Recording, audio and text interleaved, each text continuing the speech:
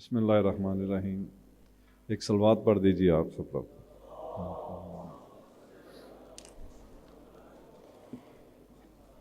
यहाँ मेरे एक उस्ताद बैठे हुए हैं, इन्होंने मुझे कुछ साल पहले एक चीज़ सिखाई थी। कहते हैं कि इंसान की कीमत का जो पैमाना है वो ये है कि जो पाँव से काम करता है वो सबसे सस्ता होता है, उससे महंगा आदमी होता है जो हाथों से काम करता है, उससे महंगा आदमी होता है जो ज़ुबान से काम करता है, और सबसे महंगा इंसानों में वो है जो दिमाग से काम करता है। तो मेरे उस्ताद के लिए तालियां हो जाएं तो आपकी मेहरबानी।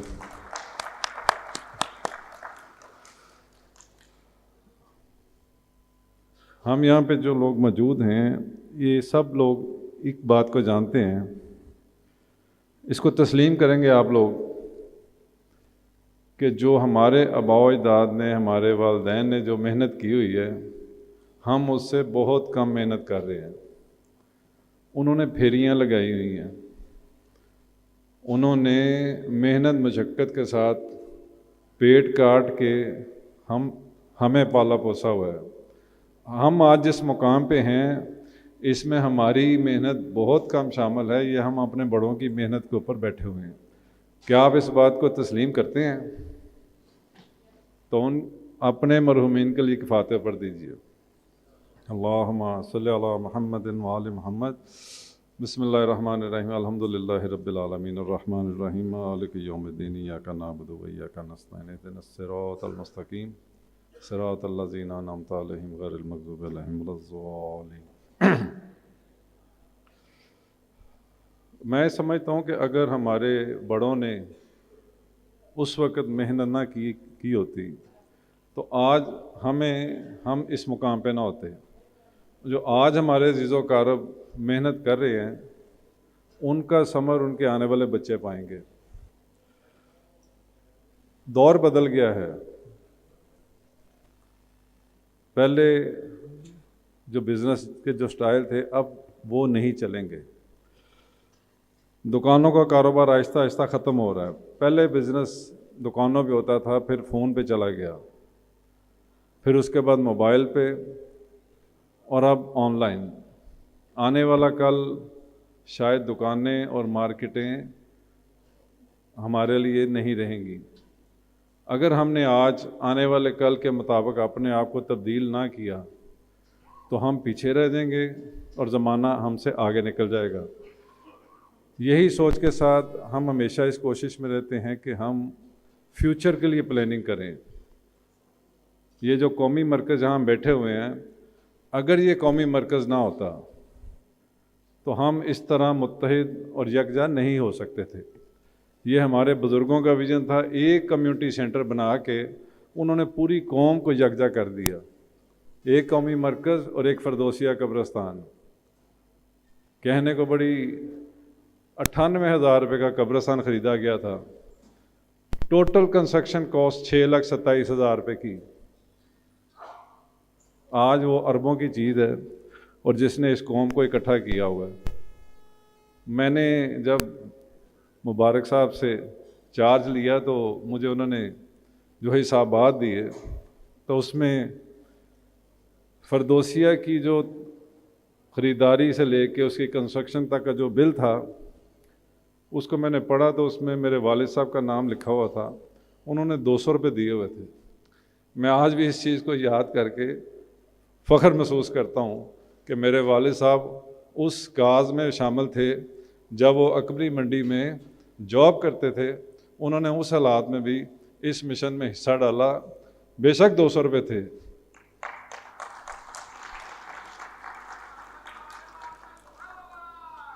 अल्लाहुम्मा सल्ली अला मुहम्मदिन व आलि मुहम्मद। जो काम हम नहीं कर पाए और वो काम आज हकीकत का रूप धारे हमारे सामने खड़े हैं। मेरी मुराद तालीम का सब्जेक्ट है कि जिस पे हमने बहुत थोड़ा काम किया है, जिस पे हमें बहुत ज़्यादा काम करना चाहिए था, लेकिन हर चीज़ का एक वक़्त मुतय्यन है। जब अल्लाह चाहता है तब वो काम उसकी मशीयत से पूरा होता है। वो मुझे लगता है कि वो वक़्त आ गया है इंशाअल्लाह। کہتے ہیں دیر آئے درست آئے، دیر سے صحیح مگر بات سمجھ میں آ گئی ہے کہ جس طرح بزنس کے میدان میں ہم اپنی ایک شناخت بنا چکے ہیں، بالکل اسی طرح ہم نے تعلیم کے میدان میں، ٹیکنالوجی کے میدان میں، آئی ٹی کے میدان میں بھی اپنے آپ کو منوانا ہے انشاءاللہ تعالی۔ اگر آپ اس بات سے متفق ہیں تو ایک صلوات پڑھ دیجئے۔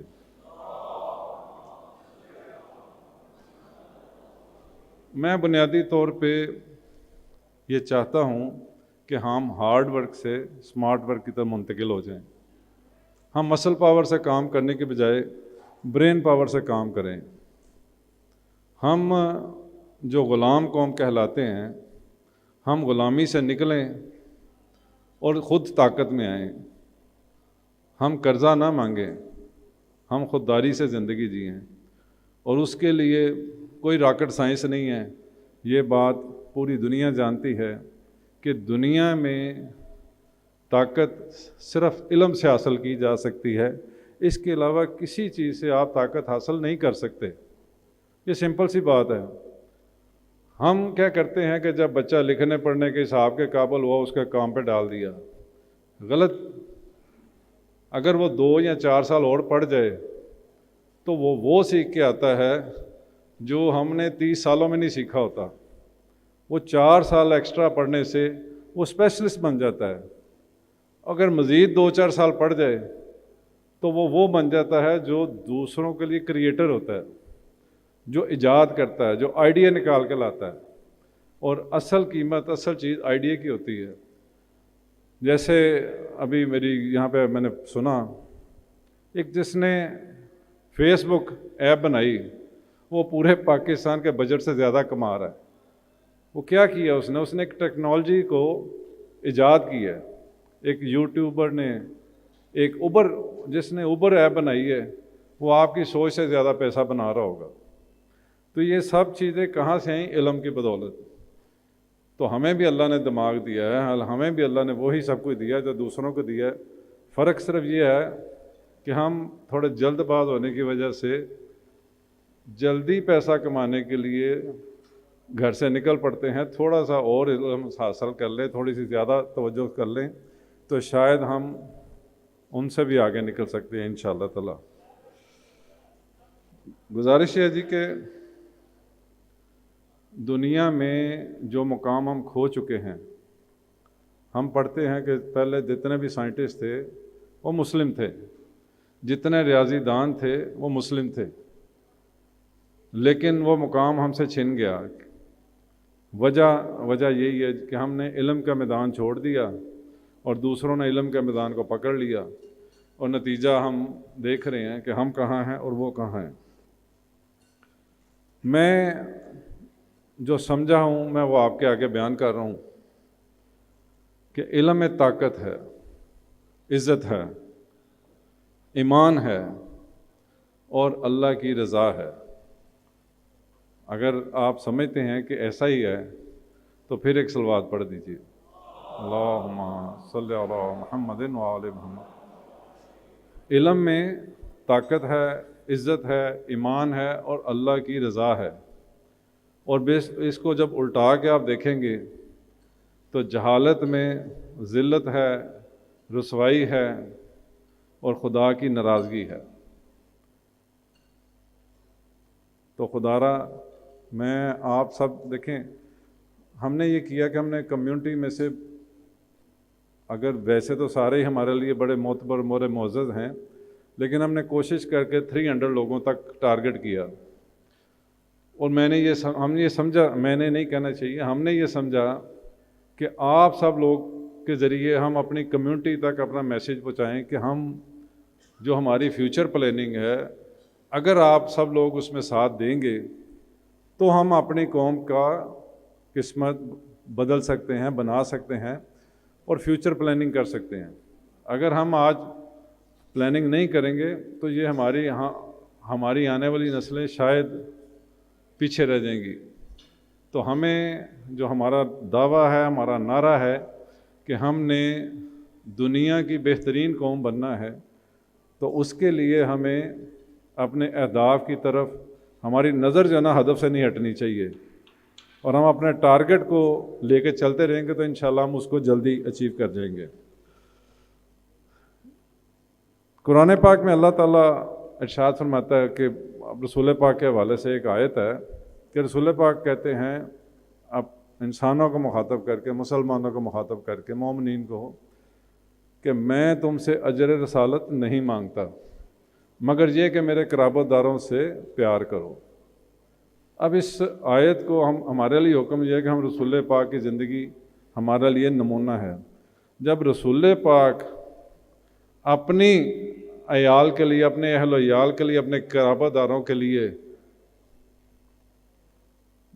اجر رسالت نہیں مانگتے لیکن یہ مانگتے ہیں کہ ان سے پیار کیا جائے، تو کیا ہمیں بھی رسول پاک کی سنت پہ عمل کرتے ہوئے اپنے ہی قرابت داروں کے لیے اچھائی نہیں مانگنی چاہیے، ان کے لیے اچھائی کی کوشش نہیں کرنی چاہیے؟ اور میں اگر یہ کہنے پہ حق بجانب ہوں کہ ہم عین سنت رسول کے مطابق کوشش کر رہے ہیں۔ ایک صلوات پڑھ دیجیے۔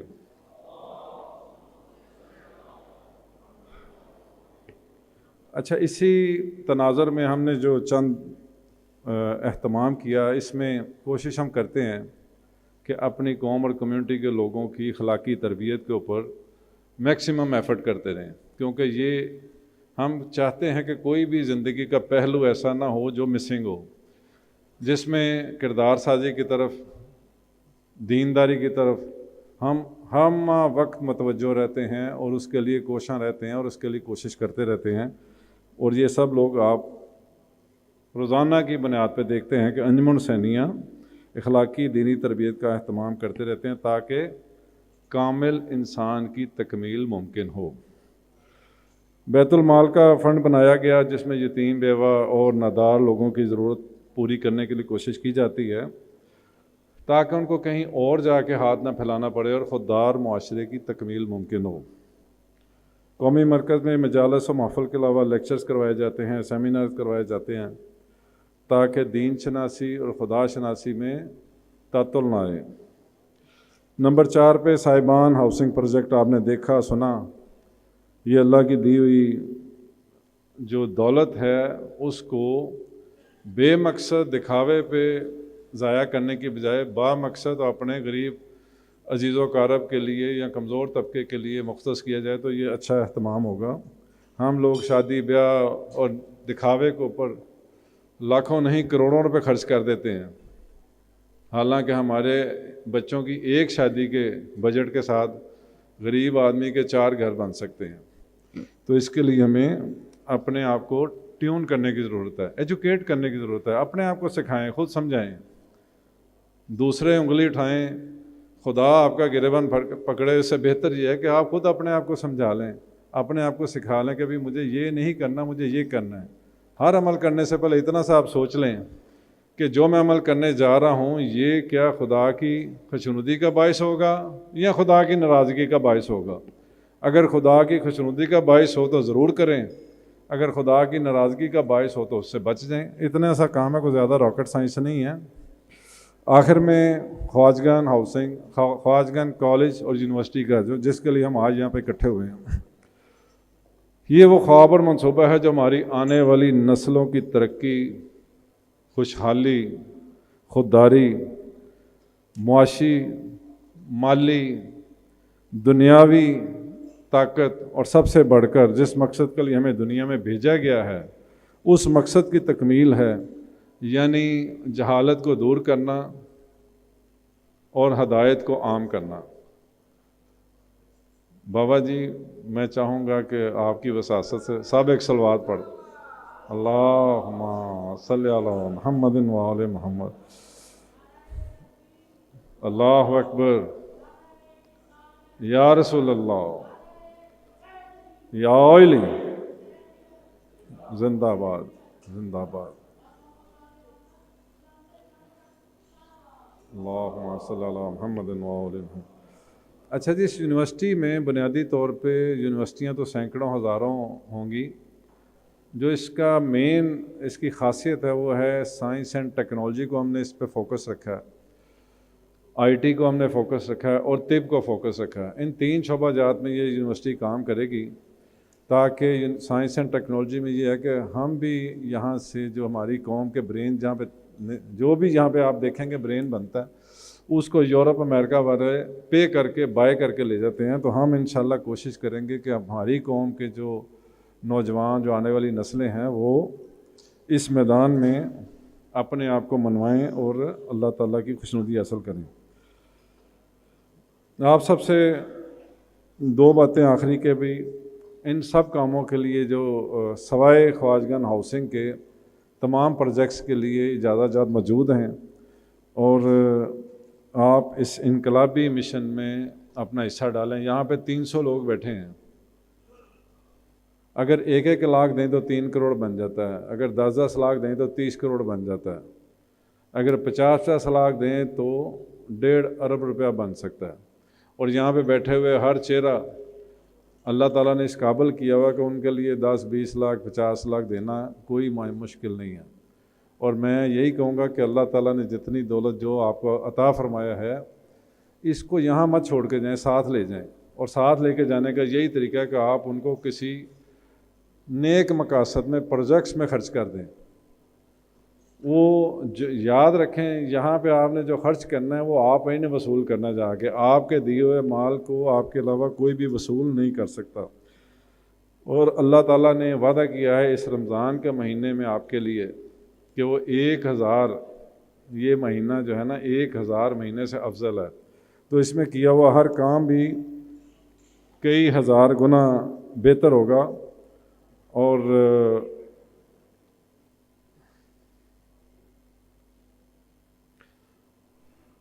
बिल्कुल आखिरी बात,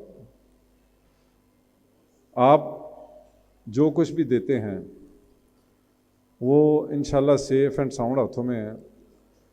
और पिछले दिनों हमने कुछ प्रोपेगेंडे सुने कि खुदा न खास्ता खुम्स के वाले से या ये वो, तो उस प्रोपेगेंडे का जवाब ये है कि अभी हमने उनसे दोबारा रजू किया और उन्होंने हमें अगले 5 साल के लिए कंटिन्यू खुम्स का इजाज़ा दिया।